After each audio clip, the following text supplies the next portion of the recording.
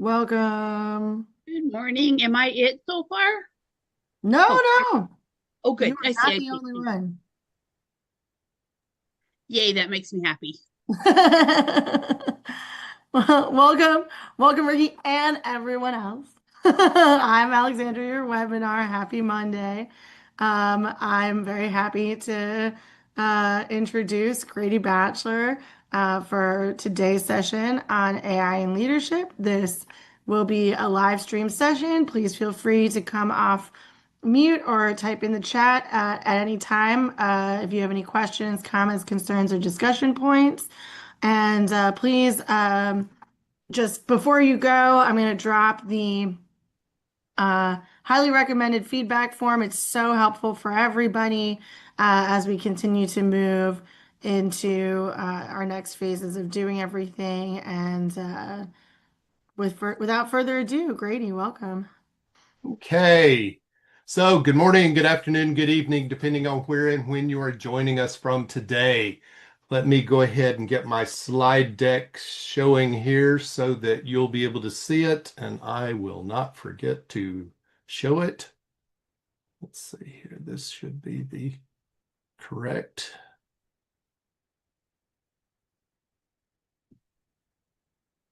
Okay. Can you give me a yes in the chat if you can see my slide deck? Yes. Okay, good. Well, I'm going to slide all of you over here to the center so that I can see you and I can see the chat. And I know that Alex will let me know if something comes up that I am not seeing. But this I way, will. yeah, this way everything is in one location and makes it easy for me to see. Okay, so today what I want to do is I want to introduce a concept that I believe literally is going to define leadership capability in the AI era in the future. We started talking about this during our last session, but the slide deck was larger than the time we had allocated. So we're really going to pick up and we're going to drill down on the concept today of leader AIQ, and we'll talk more about that as we go and what that is. It is part of my research and part of my thought process around my book, and it comes from the research that I've been doing related to this. So we have historically we've talked about leadership intelligence in terms of IQ and EQ, and those have been really the focal points of how we've kind of shaped and thought about leadership for better part of the last almost 2 decades. But in an AI-driven world, a new form of leadership intelligence is emerging, and that intelligence is what I'm going to call leader AIQ. And I actually was somewhat overwhelmed because the concept of AIQ has existed. It's not attributed to any one person. It has kind of just kind of evolved over the last several years. But the concept of leader AIQ actually does not exist out there. So now that is mine, coined around the concept of what are the AIQ capabilities, capacities, and things that we need as leaders. And I have looked into the research that already exists around leadership and around IQ, EQ, and AIQ. And then from that, evolved the concept of the leader AIQ. So, with that said, I will ask each and every one of you that's participating today if you would please share with me as we go. Don't hesitate to ask questions. Challenge the thinking around it because I mean, you're all experts, you're all people working in the field, and I really want your input. So I based it on research and I based it on practitioner information that I have access to. But again, I would like your insights. So it does build on, AI readiness assessments and everything else, because a core component of this really was looking at what are the AI skill sets and competencies that people need to know to be successful or to be able to basically work effectively and be effective in this day and age. So, leadership or leader AIQ is the capability that allows leaders to guide organizations to use AI effectively, responsibly, and competitively. And I know a couple of you, I think, that are on here today, or that I know will be watching after the fact, have each written books on different components of what falls into this. So again, very interested in your input, your feedback. So today I'm going to explain what it is, why it matters, and how leaders can begin developing it. So with that, let's go ahead and let's move ahead.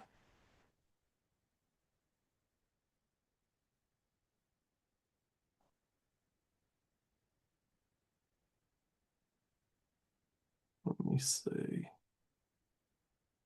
So historically, leadership advantage has evolved through different types of intelligence. And first came IQ, which measured cognitive reasoning. And, we hear that a lot in terms of what someone's IQ is, and that's really what they know.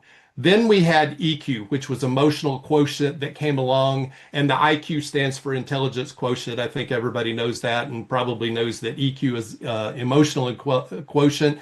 But EQ has measured the emotional intelligence and basically our interpersonal capability, our ability to be able to socially and interpersonally um, work with other people and be able to really understand them and understand us as we interact with one another. So today we're entering a new leadership environment, an era, and AI is reshaping basically how our decisions are made, how we work, how work is done, and how organizations compete. And what this does is it creates a new leadership requirement, not just the ability to use AI, but the ability to lead organizations that operate with AI. And that capability, like I said, I'm calling Leader AIQ. And as we move forward through this, I think it will be a very good concept, a very applicable concept for us to think about.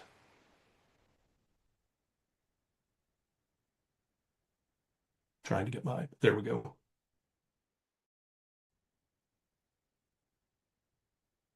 So many organizations believe AI transformation is primarily a technology challenge.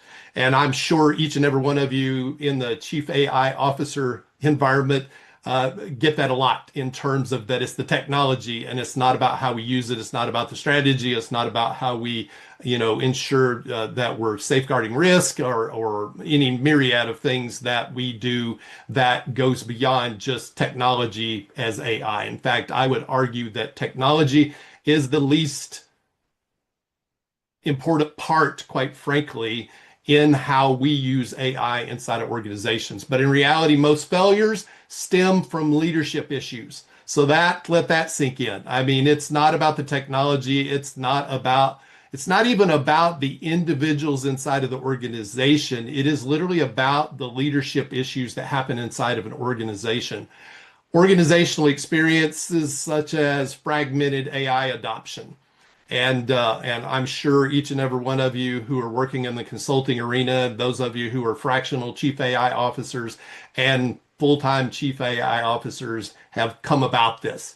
So there's tools being used inconsistently, improperly, unclear strategy or no strategy is what I find in a lot of organizations. So it ultimately, and then the lack of governance.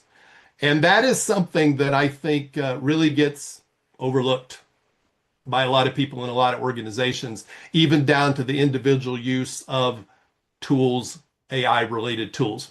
So the issue is not the technology. The issue is leadership capability. Leadership AIQ or Leader AIQ addresses this gap. And that's the reason why I felt like that this was really something that was important for us to be aware of and for us to think about as we move forward as AI leaders and consultants inside of the field and within organizations and within our own organization. So the leadership AIQ model is structured as a capability stack.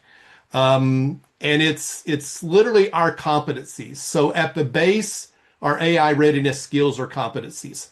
And the reason we start with that is it's literally how effectively can we use and are we ready for using AI? And we'll talk about what AI readiness skills are because it's not just about using the technology. So these include things like AI literacy, prompting, prompt engineering, and data awareness. When individuals integrate these skills, they develop AIQ, and that's basically our ability to be able to leverage the tools, leverage the tools, have literacy to the point that we know what tools to use and when and how to use them together. Prompting, and I know sometimes prompting gets a bad rap, but honestly, knowing how to ask the right questions. I still believe in my heart of hearts and in my gut that the ability to think critically and ask effective questions is still the most important thing as a professional that we can know. And that came long before the AI and our use of AI in organizations. So when individuals integrate these skills, they develop the AIQ. It measures our ability to work effectively with AI. That is, AIQ basically measures that ability to work effectively with AI. So Leader AIQ builds on this foundation. So it doesn't mean we don't need IQ and we don't need EQ, but I think we need AIQ. And on that, if you're a leader in an organization, you need the Leader AIQ, because just knowing how to use the tools and things, not knowing how to bring about change and formation in organizations as a leader is equally important.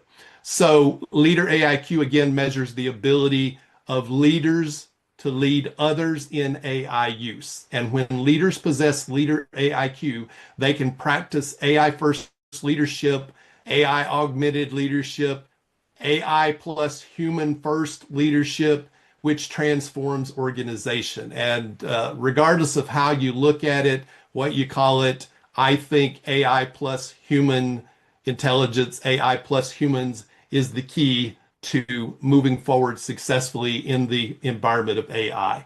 So I'm gonna stop there really quick, and I'm gonna ask for an affirmation or comments to the. So I see Ricky shared. I agreed. So she was reading my mind, because I just want to make sure that what I'm sharing is resonating with you. I agree, Prue, the adaptability quotient. I don't have that built into my model, but I will take that into consideration. And so, and I see a bunch of yeses. I think that was to the links and things. So good. So at any point, if you ever feel like, okay, I just want to speak up, I'm going to throw something in here, please do, because like I said, I value all of your input, because this is really kind of a check for me. I do the research, I put the things together that I come to you each week with, but then getting your input as professionals is very important. So in terms of AI readiness skills, they represent the basic competencies required to operate in an AI augmented environment. Now, I will tell you, I could literally have put on 2 hours of presentation just on what AI readiness skills and AI competencies incorporate.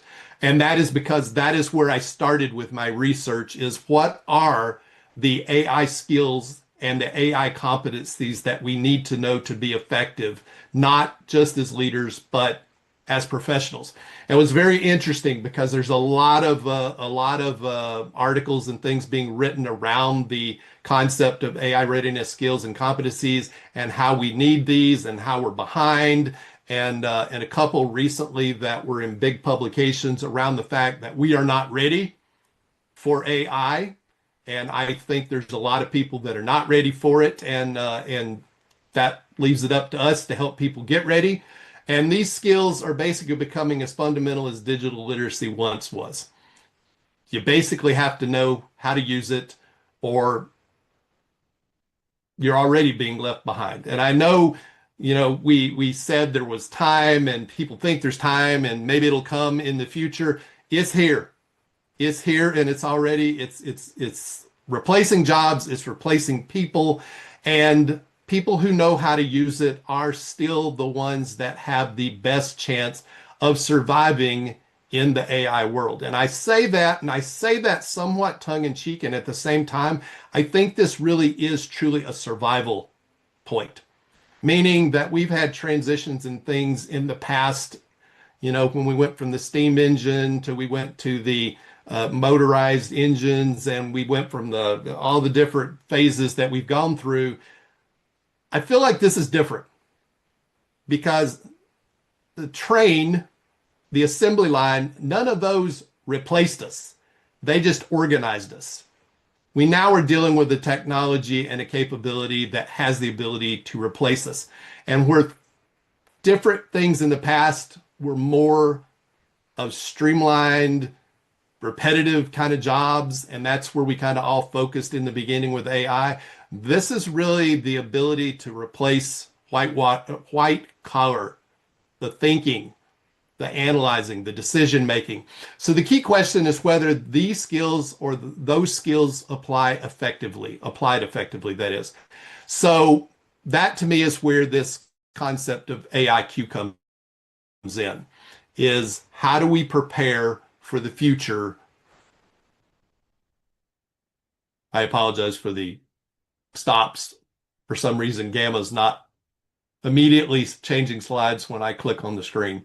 So AIQ represents an individual's ability to collaborate effectively with AI systems. And I think that's a key concept there. The human's ability or individual's ability to collaborate effectively with AI systems, not use them like a technology, like a software application, but to collaborate effectively with AI systems. And I think that's a mind shift. That's a complete mind shift. So high AIQ individuals basically know how to structure prompts, validate AI outputs, and that's a key concept there. And that's the reason why I say that I think critical thinking and the ability to ask the right questions is so important, because to validate AI outputs means that you know how to ask the questions and think through the process to make sure that AI is actually giving you an output that is worth using, that's valid.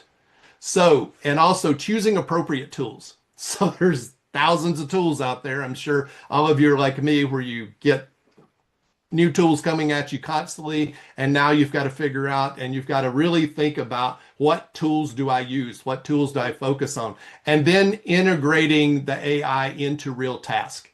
So how do I choose the right tool? How do I choose the right set of tools that maybe is an AI automation, a process of tools, a process of tasks, a process of steps, and then I integrate them to actually accomplish something bigger. So if we think back like 3 years ago, think about the things you were doing with AI 3 years ago compared to what you either are doing or realize you have the capability to do using AI.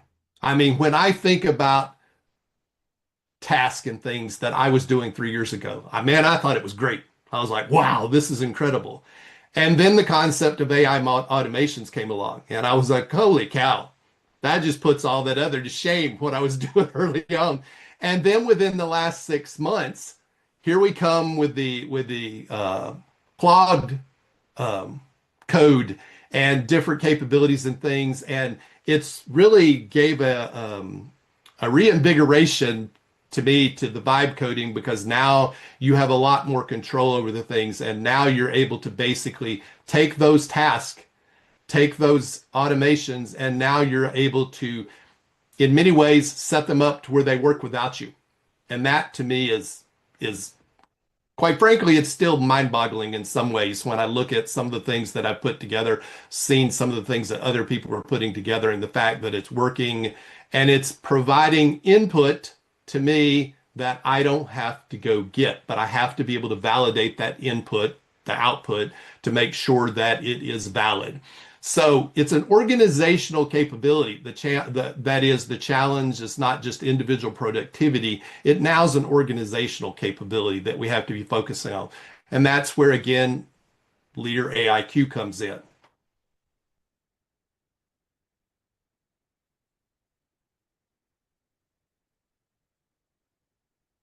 So Leader AIQ is not about coding skills. So I mentioned Claude Code and vibe coding and things. That's not what it's about. It's not about becoming a machine learning engineer, although it is helpful to understand what machine learning is and the concepts behind. It's much like math. I can use a statistical application to do statistics today, but if I really want to be good at statistics, it helps me to understand what is the input, what is the process taking place in the background, that black box, and how it's coming out. I don't have to be able to do it all. No, with statistics I do, but I don't have to be able to, I don't have to know what's going on inside my computer to be able to use my computer. But the more I know about how the computer works, the more helpful it is. Same with my camera. If you have a camera that's got all kinds of capabilities and things. You don't have to know what's going on inside the black box, but it helps when you do.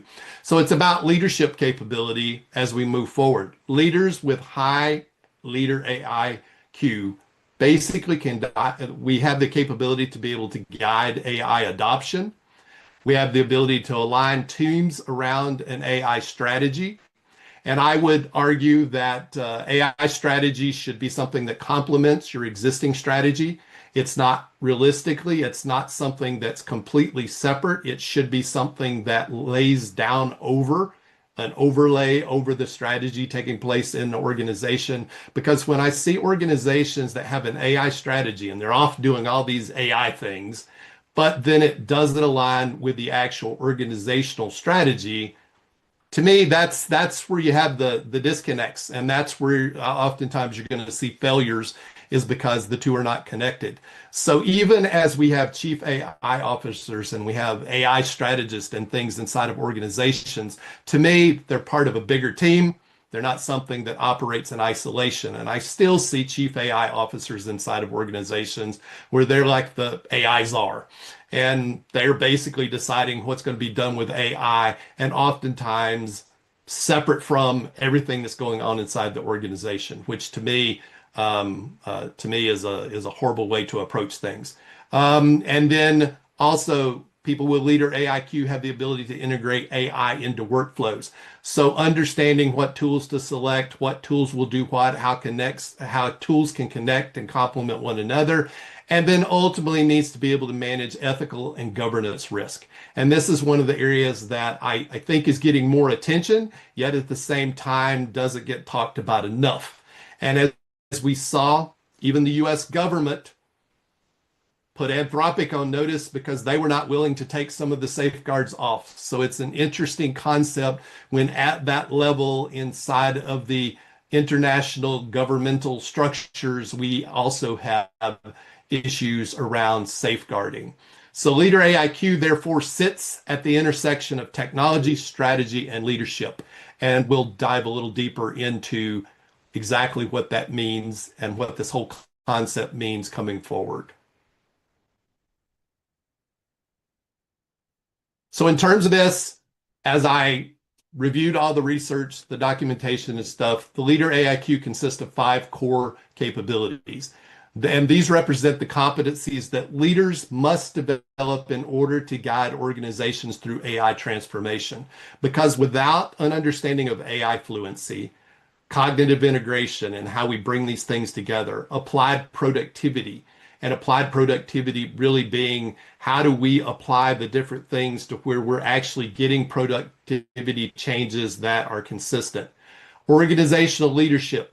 AI is not going to do it for us. It can help us with examining data, making decisions and things, but at the end of the day, organizational leadership is in the hands of the human. And now organizational leadership, if you really think about it, is about leading teams of people and teams of AI. It's not just something separate. Now, and then ultimately, let me go back there really quick. I wanted to grab that one, make sure that I didn't bypass oh, here we go. Okay. Then also the ethical and governance intelligence, and then leader AIQ is a system of capabilities, not just something by itself. Much like EQ and IQ are as well. So leaders do not need to become engineers. That's something that I think is important for people to understand, but they must become AI literate decision makers. They must become AI literate decision makers. When I work with organizations and I work with leaders in organizations, one of the first things I ask is, how are you using AI to improve your decision making? And I still, unfortunately, get leaders at the C-suite level who look at me like I have 3 heads and look embarrassed because they can't answer that question. Because without AI fluency, leaders basically can't use AI to be able to effectively make decisions. Without AI fluency, leaders overestimate AI or ignore AI completely. And both are dangerous. AI fluency enables leaders to make informed strategic decisions about AI adoption. And I often think about in this day and age that leaders have been asked to do something that's much, much more difficult than the shifts that we've made in the past inside of organizations. Because it was possible to go from the steam engine to the more automated processes because it was still processes. And on some levels, AI is process. But a leader didn't have to learn how to actually use the tools of the previous errors. They just had to be able to understand them. In this day and age, they have to actually be able to use the same tools that are making a difference and making the changes. So one of the most important shifts in AI era is the cognitive. And that is AI is not about automated tools because it can function as your thinking partner. So it really is about how are we thinking about AI? How are we using AI as our thinking partner? So leaders can use AI to test ideas. How many of you, and just put a yes in there, how many of you use it when you have ideas to go and brainstorm that idea and dig deeper?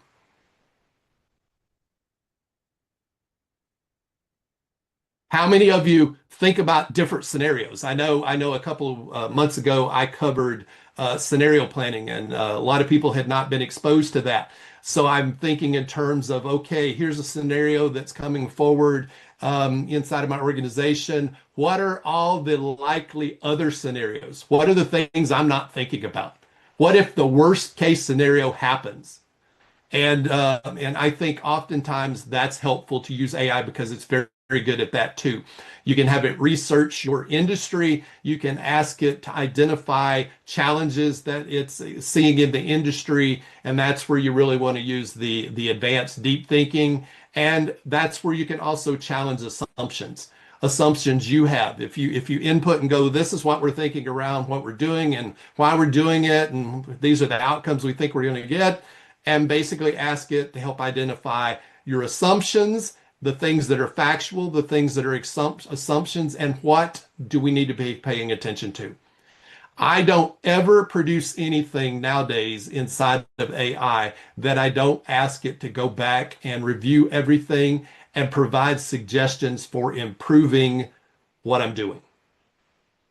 Because it's drawing on a lot. It's drawing on yours. I use Notebook LM a lot where I'm only using my content because when I get far enough along, I want to use a RAG kind of a environment, the retrieval augmented generation. So it's just using my stuff so then I can have it blow holes in what I'm doing so I can make sure that I have something that's solid. So leaders with high leader AIQ learn how to think with AI, not just use it. And I think that's really key. I know when I share that I use AI as my thinking partner, I sometimes get people that look at me like, what do you mean you use it as your thinking partner?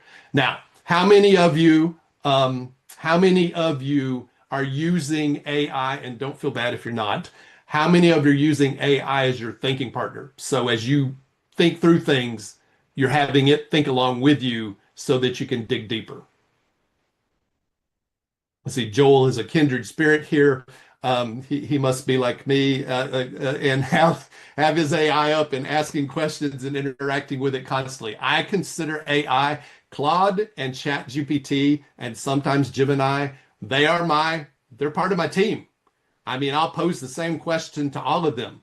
And then as I pull things together, or sometimes I'll go to Notebook LM and I'll have it basically help me identify a bunch of articles and materials and things so that I can then go in there and be very focused and think just about it. But I often also bring in my conversations with ChatGPT, my conversations with Claude, conversations with Gemini. I feed them into the Notebook LM, and then I've got my brain. And so here's the thing, Ricky, is don't feel bad because literally, I mean, it's a constant evolution. So I'm constantly listening things, watching things, and I'll share with you. That's all I do. That's what I It's what I make my living at is basically learning information and turning it around and sharing it with other people. And so I'm able to dig further into it. But I will tell you, I have as of late had to get very focused because it has even reached a point where I need to niche within my domains and thinking, not just niche with I work with consultants or I work with educators, but niche to where I work with these people who do specifically this thing for this outcome kind of thing because it is getting more and more difficult to stay on top of everything. Um, and you shared, I do like to pose the same questions and prompts to different too and compare the results exactly. And that's a good way to be able to check and help safety check in terms of whether or not you're getting valid information. And I'll throw perplexity in there sometimes because it's still by far better at identifying actual resources you can put your hands on. The others paraphrase information, so they provide good information, but oftentimes I'll take the information and then I'll throw it into perplexity and I'll say, find me resources, find me academic resources, find me refereed resources that I can know where this information came from. Um, and Heather shared there that I use it from my mentees and accountability partners. Yes, yes, yes. Let's see. Oh, okay, Dawn, no problem. Glad you could be here for a while. So Joel shared I use Notion as well, like you do with Notebook LM. Yes, and I will tell you, I've over the weekend, just as a side note, I watched somebody using their Notion. And it was and I was inspired because I've had several people tell me, okay, you should use Notion, especially after they integrated AI into it and everything. And I was avoiding it because it was another cost in there, was really the thing holding me back. But I saw somebody this weekend and he was sharing where he does, it was basically a Kanban system, but it was his life hack. And so he had his work, he had his things with his kids, his things with his job, separate projects and stuff. And he was showing how he just dumped it in, and then he came back and he would add prompts and things into it. Then he would have Claude help turn it into an actual conceptual framework to be able to use in Claude code and different things. So I was really inspired with it. So I'm constantly looking for ways to get Notebook LM and other applications to work together. And that's the thing I love so much about Claude Code and using N8N is because they're all getting to the point that you can integrate them to where they talk to one another. And basically that goes back to, do I know enough to be able to leverage these tools to work with one another to move forward? So in terms of applied productivity, organizations basically, they often experiment with AI tools, but never integrate them into the workforce. So I always love when working with organizations and they're all familiar with all kinds of tools, and they may have actually done something with them, but then they didn't integrate. But they also couldn't tell me why they didn't integrate it into their workflows.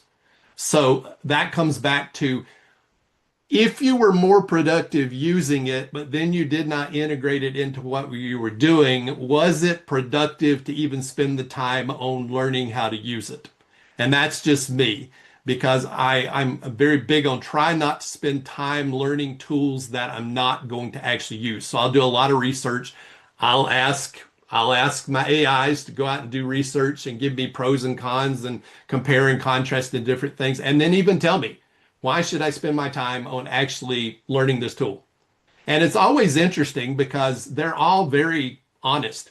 So Claude will give you reasons why you should spend time on some of Anthropic's tools.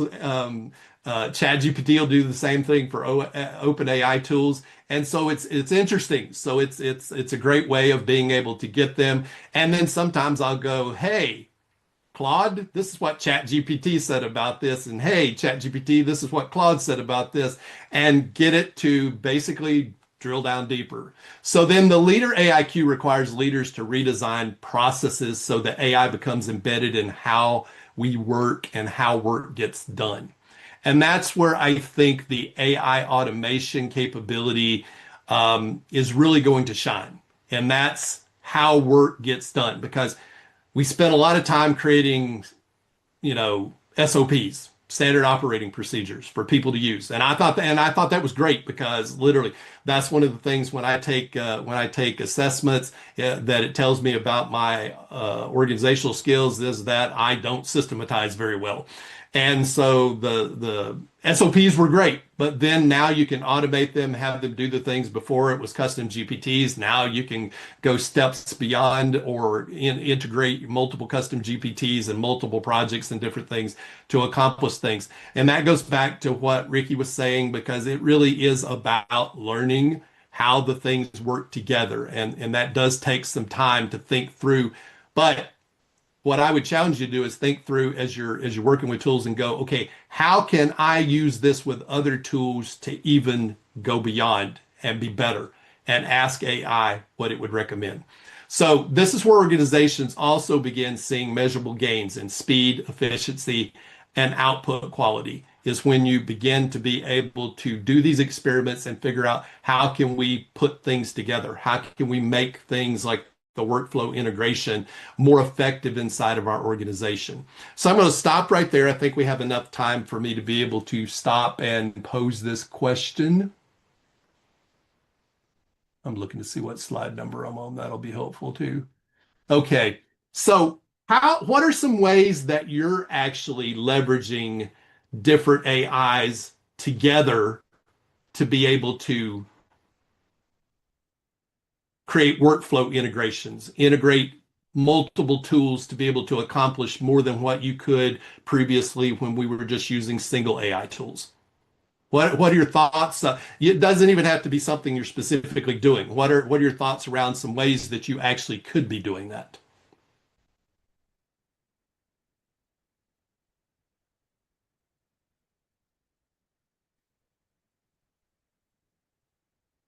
Oh, come on. I know some of you, I have no doubt are already doing in some ways. But I won't put anybody on the spot. I will I know that I'm using it in so many different ways now. I am in the process of basically converting all of my website. I'm in the money saving mode right now too. So I've been looking at what tools I can use to do multiple things. What tools can I use together that allow me to expand my capabilities? And one of the areas that we're doing inside of our company is we're taking all of our websites and we're redoing them using Claude Code and Notebook LM so that we have live interactive websites that are based on our content, and literally we can dump new content in, and our websites are living things. Working on a presentation application that allows me to do the same thing, to where literally live on screen, and I could clunkily do this with Gamma, but live on screen, be able to make updates and things that I see on the screen so the presentation is live and literally becomes a guide for each of you to walk away with. But it is, and you'll have it. So Joel, I use Notion as well, like you do with Notebook LM. I see here that somebody need to jump off. Ricky, I'm in HR and spend a lot of time on SOPs. Yes. And used to make sure regulations are addressed and adhered to. I like to then have Perplexity write the SOP, bringing the current processes, policies, and regulations into one place and be able to document where each came from. Excellent. Awesome, awesome, awesome. And If you need some additional stuff, I could okay, take kind of stuff. yes. So one thing I did was I took. Um, I'm in sales. I'm an engineer in the sales team, and what I did was I created an agent that not only would answer customer questions around our technology and the things that we can, help them benefit with, um, but it also puts it into a sales perspective to say, Yep. okay, and maybe this is for an account rep. It could be for a solution architect. It could be for other people, but it's internal to be able to help the people, the sales teams, be able to go back to the customer and say, here's an answer to your really complex technical question. And if you're asking me those kinds of questions, maybe you're thinking along these lines of leaving us or adding more features, or did you even think about that maybe this feature that you don't know about could it benefit you? So it's, yes, it's technical, but it's more focused towards closing the deal than it is for anything. Yep. And then I also pulled in other resources, like I was able to link into Confluence, which is an Atlassian product. Yep. And that's where all of our, product documentation, the masters of everything are stored there. So it's a huge repository of great information that no one ever uses because no one ever looks in there except for the people who are adding stuff to it. Yeah. So that's where that integration comes from. And that's the agent that I built. I put a couple other things in there, like, our privacy policies and things like that. So somebody said, hey, how can I create something just like you? It'll tell them, go here for the policies. Here's what you can do. Here's what you can't do. Those types. Awesome. Awesome. Excellent examples from both of you. Appreciate that. So as we think about organizational leadership, like I said, aligning teams and strategy around AI is extremely important. AI transformation is also a people challenge. And I think that that often gets overlooked. I am seeing a lot of effort in AI change, but not a lot of effort, as my wife points out, in people change management, because it is changing them. I mean, and my wife works in higher education. I spent 35 years in higher education and government workforce development. And I will tell you, there's a lot of self-preservation going on.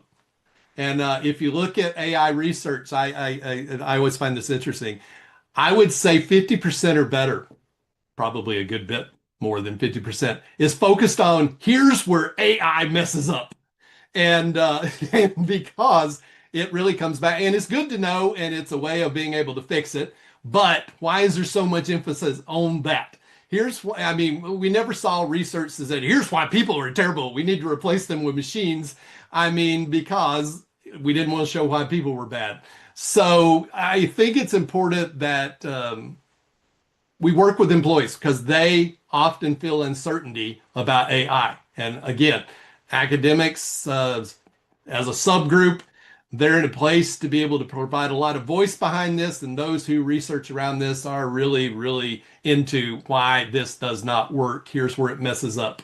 And then Joel puts his crutch for those who are dealing with their own FUD around AI. So what is FUD? I have to ask. It's fear, uncertainty, and doubt. Okay. Fear, uncertainty, and doubt. I had not heard that term. Thank you. It's an old IBM term. Well, that's good. It's good to know. It's good to know. So I'll be up to date on that. So leaders must communicate the purpose of AI adoption. Why are we doing this? Why is this important? How is this going to impact you as a human? We have to build trust with our humans. We have to build trust between our humans and the AI, because they're not going to adopt it if they don't trust it and they're afraid of it. Likewise, organizations where you have people that are actually using AI on their own personal computers because the organization has made so many policies that you can't use it internally, that likewise is problematic, because then you have people who are like afraid to trust the organization, afraid to share things because they are getting more effective. And oftentimes that also, because of that lack of trust or that scare factor in there, causes people to want to go and work somewhere else. And then ultimately, leaders have to be willing to support skill development.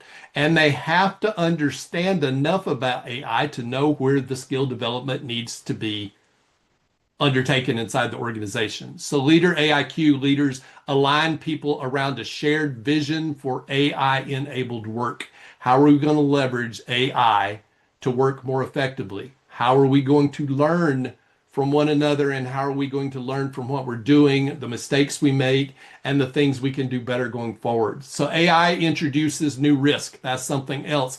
And I think from the ethical and governance intelligence area, not enough emphasis. People either fear it, they don't fear it, and those who don't fear it, need to fear it sometimes, and therefore the governance and focusing on ethics is very important. Leaders must think about the bias that's built in, think about data privacy.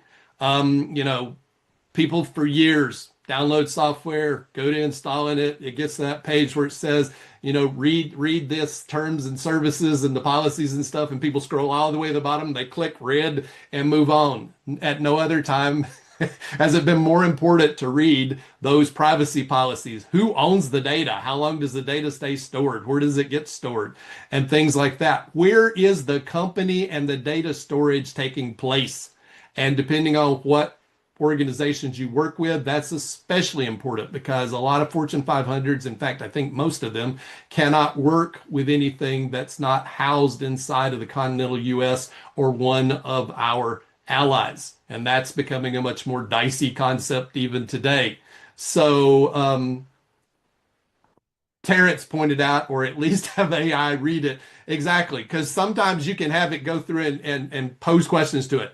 You know, where, you know, how long is my data going to be stored? Where's it going to be stored? Where's the headquarters for this company located? Where are the people that are, you know, going to have access to my information located and things like that? And have it go through. And I will tell you, that is, I don't use Claude Copilot. I don't use Microsoft Copilot rarely.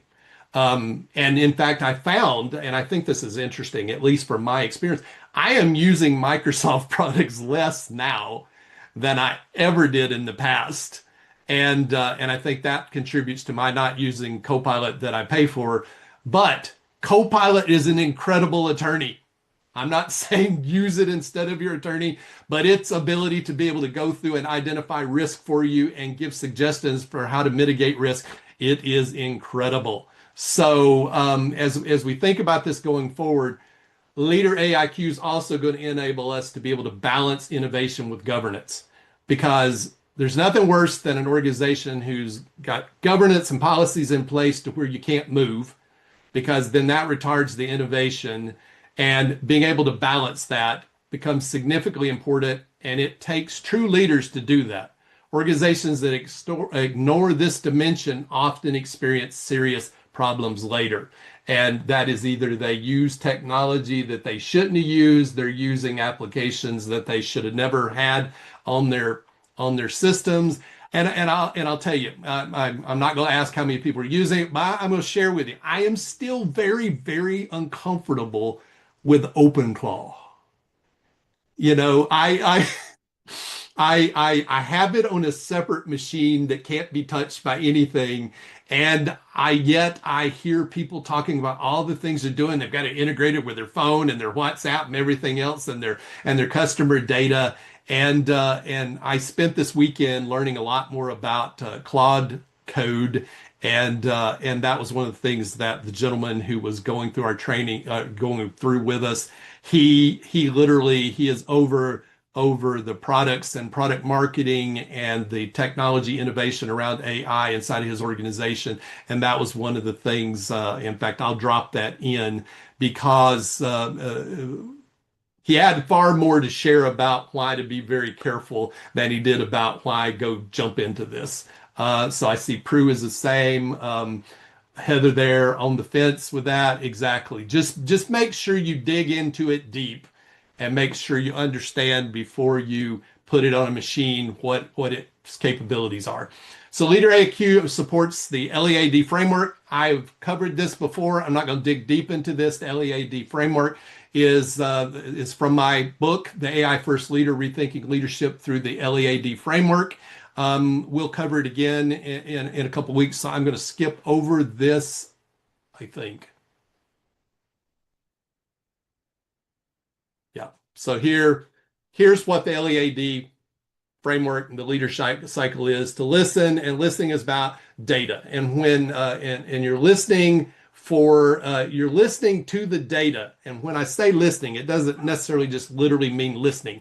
You're looking at the data and you're listening for noise. What is the noise? What is factual? What is something that you really need to pay attention to? Elevating AI augmented thinking, going to another level. And if you use AI as your thinking partner, you can really elevate your thinking. I hear people all the time, especially educators, say, well, it's going to dumb you down. Well, no, it's not going to dumb you down if you use it correctly. If you know how to think and you know how to ask the right questions, then it can help elevate your thinking. Then to act on it, to integrate it, to execute it, and then design strategic transformation and leadership becomes a continuous intelligence loop. And like I said, I'm going to just cover the lead framework in the future a little more in depth. But I'm cutting out to save some time this morning. So organizational progress through different stages of AI maturity. Now, I think I skipped over somewhere in here, and Alex gave you links. So there is a link to an infographic that helps explain this very well. There's a link to the Gamma. So, okay, if you would, Alex, share those. And then there is a leader AIQ assessment, which helps you to be able to assess where an organization's at, especially with regard to the AI readiness skills and the different steps through that, and then where the maturity's at for on the continuum.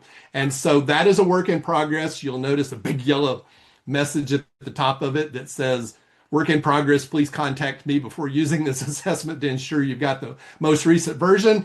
What you have there is the most recent version, but it also was, I updated some things right before this morning, so therefore I have not reviewed everything in it, but this builds on existing AI readiness assessments and things that are already out there and have been validated, but it also builds on the skill sets and the competencies that are needed to be able to be successful. So you've got it. And like I said, there is a infographic here that I created associated with this. You'll notice it's actually not a Notebook LM infographic, although I do love theirs. I did my LAD framework using them, but this is just one that I thought through, I sketched out, and then I asked ChatGPT to help me actually create it. So you have access to those. But in terms of the different stages that we go through, and we could spend an entire hour on this. First is the curiosity stage, and that's, you know, what can it do, what's it about, and then basically we move into AI assist individual tasks. How do we accomplish those repetitive tasks? How do we accomplish more complex tasks? And that's done by integrating it into workflows where now we're doing multiple tasks. We're using different tools to be able to create workflows to accomplish much bigger things within our organization. And then advanced organization, AI drives transformation. And as we look at this at the highest level, AI becomes a source of strategic advantage. I literally think every organization that's still in existence within the next 2 to 3 years, and maybe on the shorter end of that, will have to have integrated AI and figured out how they're going to incorporate it to help make them competitive, whether it's faster, whether it's more innovative, faster, whether it's we do the same thing, but we do it more effectively. I mean, and AI is great for that. I mean, you can literally, you and one AI, so pick your favorite AI, you and one AI can honestly do the work of 10 or 20 people in terms of doing this kind of thing. You just dig into the research and you make it happen. So Leader AIQ helps leaders to guide organizations through progression. And like I said, each of these, and as I do these, I have to go back and think about it because literally we can go so deep on each of these that each slide becomes its own dig deeper. So executive reflection. I think this is really important. Here are 3 questions for us to look at that begins to help us as leaders begin thinking about our organization's current position and next steps. And where are we on the leader AIQ maturity continuum? And like I said, the assessment is helpful for that. You could do different assessments. In fact, you could basically drop my assessment in, pick an assessment you like, and then ask it to help you create a maturity continuum as a framework. What leadership capabilities must we develop next? I would throw in there, why are we using the AI capabilities or the leadership capabilities related to AI that we're using now. And then what workflow would we redesign using AI today? If you don't do a lot with workflows, you don't have to go out and learn all the different ways you can do workflows, but I would encourage you, if nothing else, go have a conversation with your favorite AI and ask it to help you understand what an AI workflow is and give you use cases for what you do of how you might use it, and even give you an example, because that's the thing, it can create one for you too. I actually would suggest Claude for that, and because it will give you some pretty elaborate examples of what AI automations can be. And I think as a leader, you have to understand what an AI workflow is and what it can do to really understand I can't afford not to be using this. And I need to find somebody I can hire, find some people inside my organization I trust, and let's figure out how we incorporate this going forward. Because the gentleman I met with this weekend, he is literally going to be leaving to go do that full time. And he has literally built hundreds of automations for his organization. And he is the AI automation guy.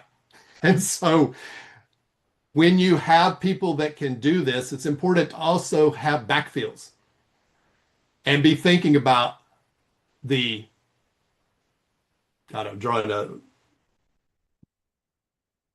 when you have backfills, when you're planning for who's going to be there in the future and making sure you have multiple people. So here you've got the link to this, the AI readiness assessment that you already have.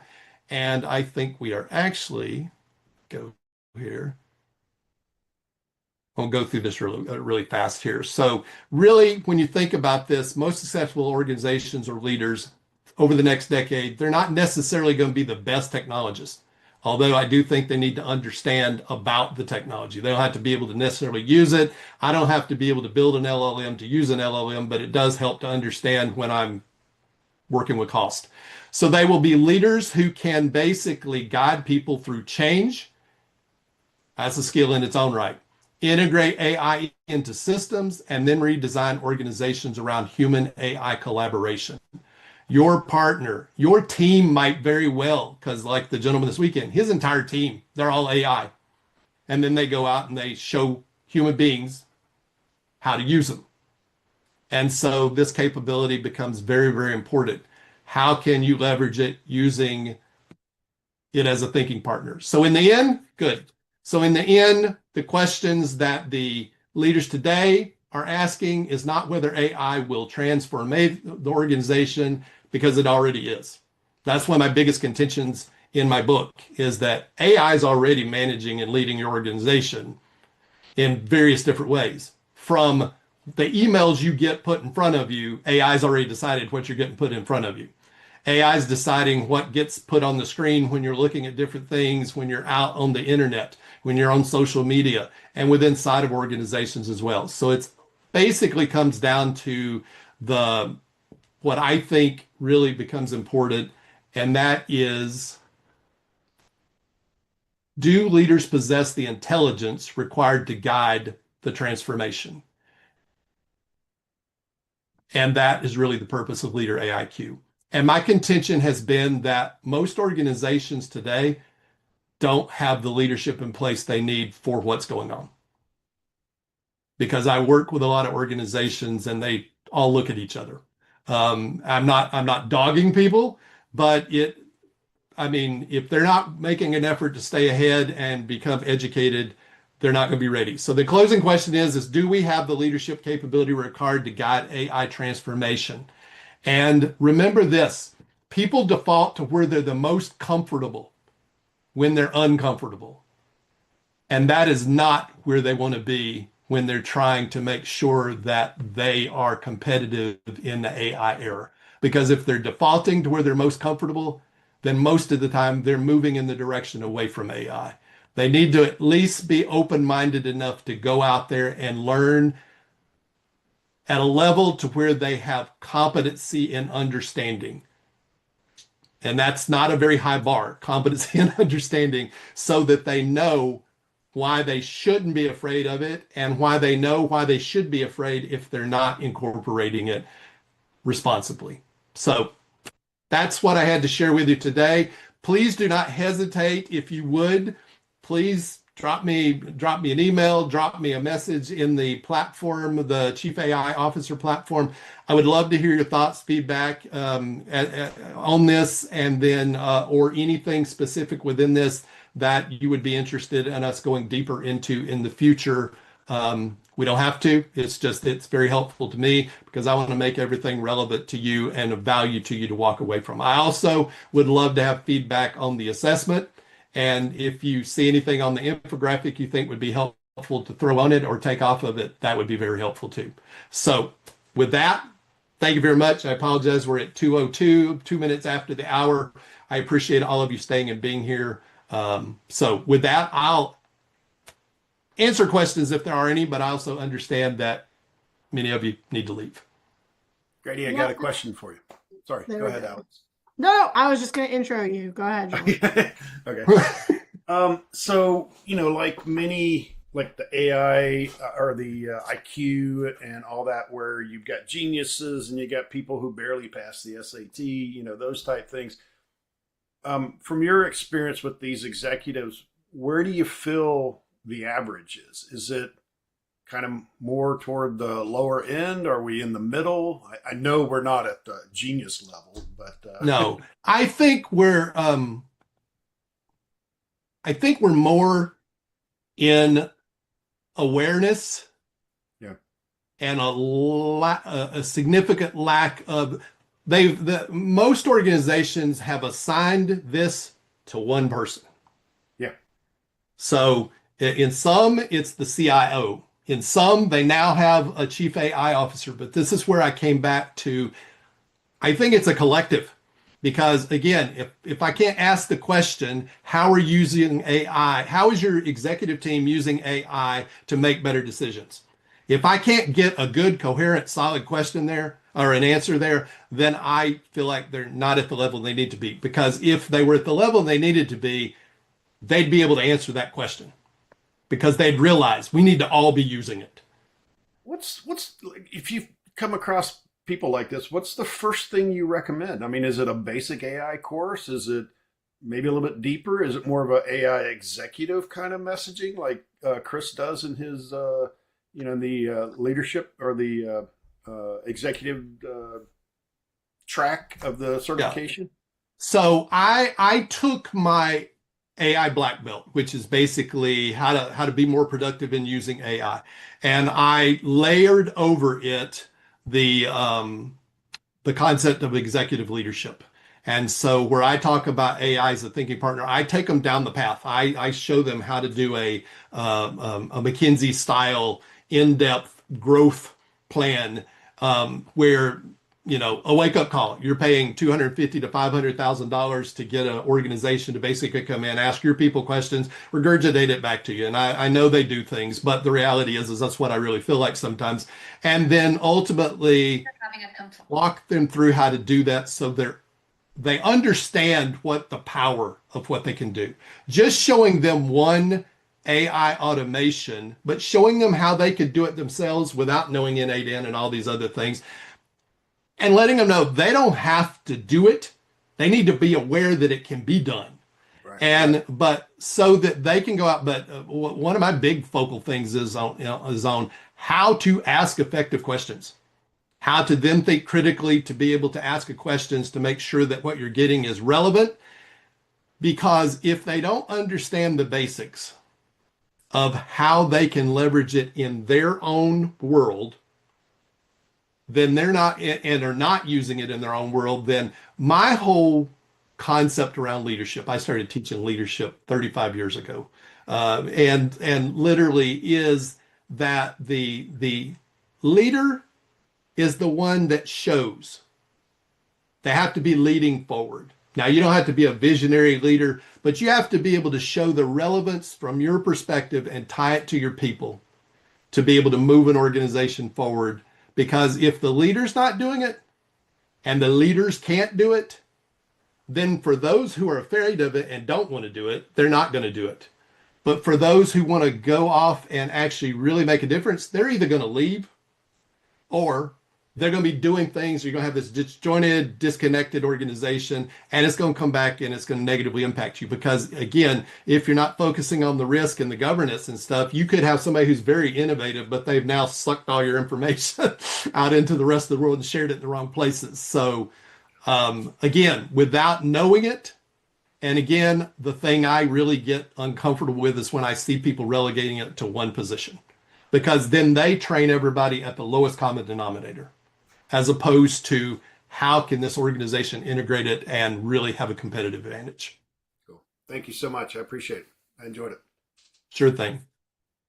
Any other questions? No other questions. Thank you very much for your time. I appreciate you all being here and look forward to seeing you in the future. Again, if you have any questions, please don't hesitate to reach out either to my email that's in the presentation or reach out to me on the platform for those of you who are part of the Chief AI Officer Network. Y'all have a great week.